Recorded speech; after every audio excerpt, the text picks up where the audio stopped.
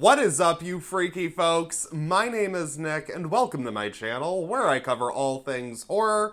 Whatever you're watching, I'm making videos about. Run is a dramatic thriller starring Sarah Paulson and Kiera Allen. Chloe is a homeschooled teenager who uses a wheelchair and suffers from multiple ailments that keep her on a strict diet of prescriptions. One day she starts to suspect her mother is hiding a terrible secret from her. Now listen, I won't get into the real details of this movie, but if you want to go in as blind as I did, then I would suggest not watching any reviews and just diving right into it. It's totally worth the watch. But the one thing that I will say about this movie that I think pretty much all of us can glean from the synopsis is that it's Munchausen by proxy, the movie, and I'm totally here for it. Director Anis Giganti, which I'm sure I am butchering, I apologize, killed it with Searching, another thriller that I know a lot of people love. Not my personal favorite, but I thought it was very well done. And while Searching used several different everyday cameras and screens to tell its story, Run is a more typical narrative feature, and I like that this allows Giganti to focus on the thrills because he does a great job. Run is so well crafted. It moves at such a brisk pace, which is what I'm looking for in most movies, but especially thrillers. Towards the beginning, I wasn't entirely on board with our main character. I felt like she was kind of just being paranoid and grasping at straws in order to push the plot forward, but once it gets going, Run turns into the roller coaster you're looking for. You might think a contained thriller set at a house in the middle of nowhere focusing on just a mother and daughter is bound to be boring, and maybe this won't be for you. That's perfectly okay. But I just loved how classically suspenseful Run is.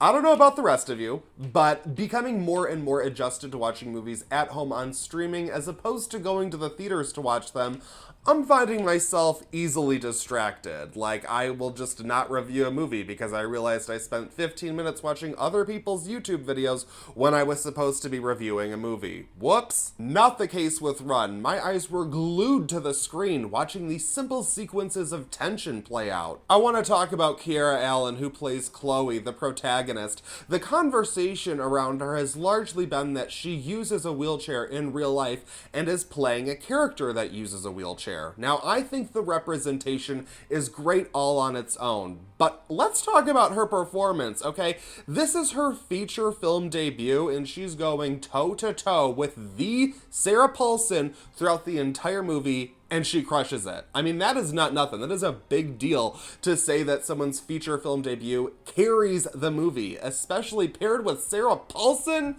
I really hope this isn't a one-off and that she continues to get more work because she's clearly very talented. But of course, this is the Sarah Paulson show, and she does not disappoint. I love Sarah Paulson. I think she is one of the best working actresses right now, and in Run, she does have a few moments where she goes big, but I think the movie needed her to get a little crazy in order for it to work. Run was initially supposed to play in theaters. This movie was actually filmed a good 2 years ago, and I remember when it was first delayed before the pandemic even, I was like, oh, this is not gonna be that great, too bad. And then I saw it shipped straight to streaming, and I was like, okay, it's definitely not gonna be good. Let's just give up all hope. Honestly, I really wish I did get the chance to see this in theaters. This would have been so fun to see, with the crowd becoming more and more tense with each scene, but this also works as a solid streaming flick. Maybe it wouldn't have done very well at the box office, but people are certainly paying attention to it on Hulu. I mean, I'm late to the party here, you guys.